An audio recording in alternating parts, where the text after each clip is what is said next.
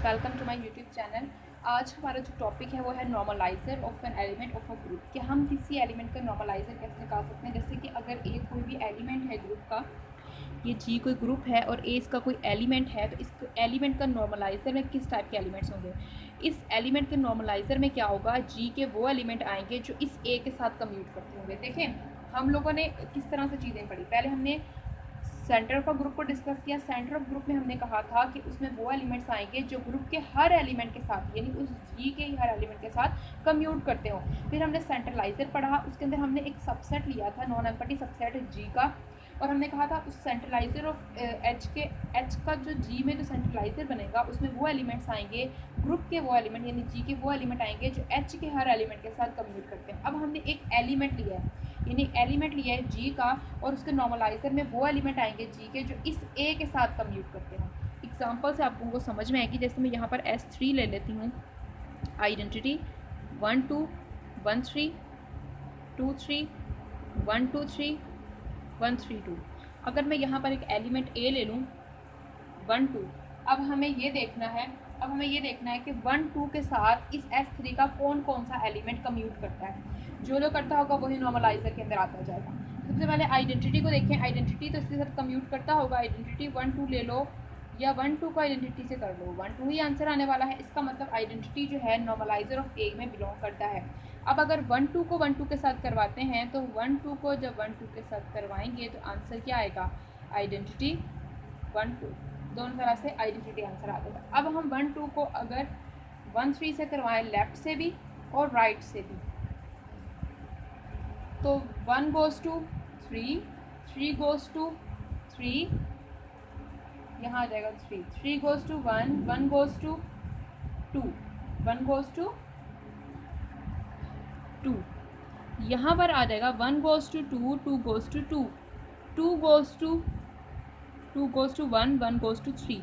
दोनों का answer equal नहीं आया। इसका मतलब कि जो हमारे पास 1 3 जो है वो इस ए के साथ कम्यूट नहीं करता है। इसका मतलब 1 3 नॉर्मलाइजर में नहीं आ सकता है। इसी तरह से अगर हम लोग बात करें S3 में से, अगर हम 2 3 को ले लें तो 2 3 को अगर हम 1 2 के साथ ऑपरेट करवाएं, ये बात याद रखें कि ए यहाँ पर 1 2 है, एक्स हम ये ले रहे हैं जो हम S3 के एलिमेंट्स ले रहे हैं, ठीक है। तो अगर हम इसको ऑपरेट करवाते हैं तो 1 goes to 2, 2 goes to 3, 3 goes to 3, 3 goes to 2, ये आंसर आ रहा है। अब इसी तरह से अगर हम ए को इधर और एक्स को इधर शिफ्ट कर दें तो 1 goes to 1, 1 goes to 2, 2 goes to 3, 3 goes to 3। दोनों का आंसर इक्वल नहीं है। इसका मतलब 2 3 भी इसके नॉर्मलाइजर में नहीं हो सकता। इसी तरह अगर हम 1 2 3 की बात करते हैं, 1 2 3 को अगर हम 1 2 से करवाएं तो 1 goes to 2, 2 goes to 3, 1 goes to 2, 2 goes to 3। हमारे पास यहाँ आ जाएगा 2 जा रहा है और 2 किस पे जा रहा है, हमारे पास 3 पे। 1 2 पे जा रहा है, 2 हमारे पास 3 पे जा रहा है, 3 आ जाएगा। 3 3 पे जा रहा है, 3 goes to 1। यहाँ पर 3 3 पे जा रहा है, 3 1 पे जा रहा है, तो यहाँ पे आ जाएगा 2। तो इसका आंसर ये है। 1 2 को 1 2 3 से करवाएंगे तो क्या आ जाएगा, 1 goes to 1 goes to 2, 2 goes to 1, 2 goes to 3, 3 goes to 3। इसका आंसर 2 3 आ रहा है, इसका आंसर 1 3 आ रहा है। दोनों का आंसर सेम नहीं। इसका मतलब 1 2 3 भी इसके नॉर्मलाइजर में नहीं आ सकता। इसका मतलब कि नॉर्मलाइजर ऑफ ए में सिर्फ आएगा जो आंसर वो आइडेंटिटी और 1 2 ही आएगा। इसके अलावा कोई एलिमेंट इसके नॉर्मलाइजर में नहीं आएगा। नॉर्मलाइजर ऑफ ए हमने डिफाइन किया, आइडेंटिटी और 1 2 आएगा। इसके अलावा हम और एग्जांपल्स करते हैं इससे रिलेटेड हम लोग एग्जांपल जो कर रहे हैं।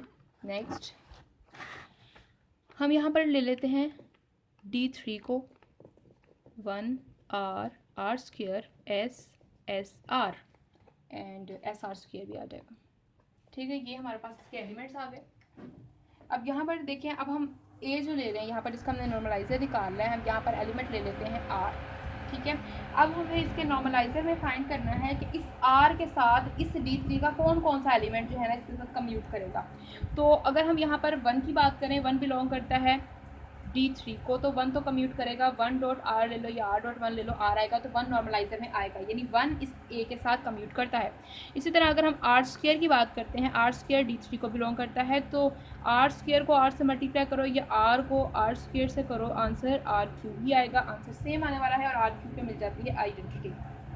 इसी तरह अगर हम एस की बात करें, एस को अगर हम आर से मल्टीप्लाई करें तो और अगर हम आर को एस से मल्टीप्लाई करते हैं तो क्या आ जाएगा, एस आर का इन्वर्स, और आर का इन्वर्स यहाँ पर क्या है, आर स्क्वायर, तो ये आता है आर स्क्वायर के इक्वल, यानी एस आर जो है वो इक्वल नहीं आ रहा आर एस के, तो इसका मतलब कि हमारे पास जो एस है वो इसके नॉर्मलाइजर में नहीं आएगा। इसी तरह से अगर हम लोग एस आर की बात करते हैं, एस आर को अगर आर से ऑपरेट करवाएं या आर को एस आर से ऑपरेट करवाएं तो क्या होगा, यहाँ आ जाएगा एस आर का स्क्वायर, यहाँ पर क्या आ जाएगा, आर का इधर जाके इन्वर्स आएगा ना। हम किस तरह से इनको ऑपरेट करवाते हैं, हम DN में सारा डिस्कस कर चुके हैं, डायहेड्रल ग्रुप हमने D6 तक डिस्कस किया था। तो एस आर का इन्वर्स आ जाएगा, तो एस आर का इन्वर्स क्या होगा यहाँ पर, R3, तो यह रहेगा R4 किसके इक्वल आइडेंटिटी के, तो एस आ जाएगा। तो देखें एस आर का जो आंसर आया, एस आर डॉट आर का आंसर इक्वल नहीं है आर डॉट एस आर के, इसका आंसर एस आर स्क्वायर आया, इसका आंसर एस आया, इक्वल नहीं है, इसका मतलब एस आर भी इसके नॉर्मलाइजर में नहीं आएगा। तो नॉर्मलाइजर जो, और अगर हम लोग इसी तरह से एस आर स्क्वायर को चेक करना चाहें, एस आर स्क्वायर को अगर हम आर के साथ ऑपरेट करवाएं या आर को एस आर स्क्वायर से ऑपरेट करवाएं तो यहाँ आ जाएगा एस आर क्यूब, यहाँ आ जाएगा एस आर का स्क्वायर, और आर इस तरफ जाएगा तो उसका इन्वर्स आएगा, और इसका इन्वर्स क्या है, R3, तो R3 आ जाएगा हमारे पास।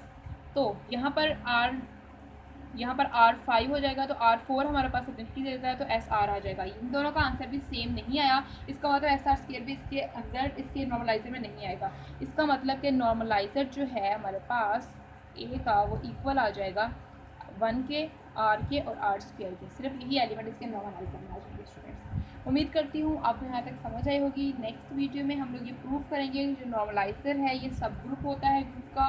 तो स्टूडेंट्स अगर आपको हमारी वीडियो अच्छी लगे तो इसे लाइक एंड शेयर कीजिएगा, और अगर आप हमारे चैनल पर नए हैं तो इस चैनल को सब्सक्राइब कर दीजिए और बेल आइकन को ज़रूर प्रेस कीजिएगा ताकि आपको हमारी हर नए आने वाली वीडियो मिलती रहे। थैंक यू स्टूडेंट्स, अल्लाह हाफ़िज़।